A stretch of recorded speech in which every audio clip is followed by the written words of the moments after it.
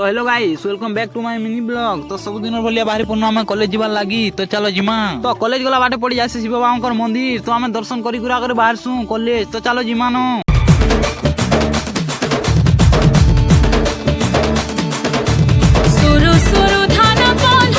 तो जेनता देखी पार्थिव आम पहुंची गलु फासेड के। तो पले आसी मुई दुकान गुटे के खाता घिनबार लगी।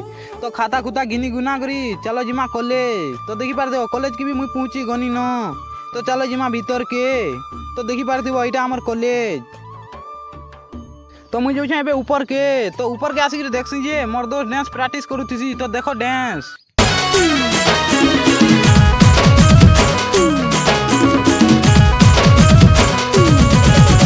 मेहंदी है।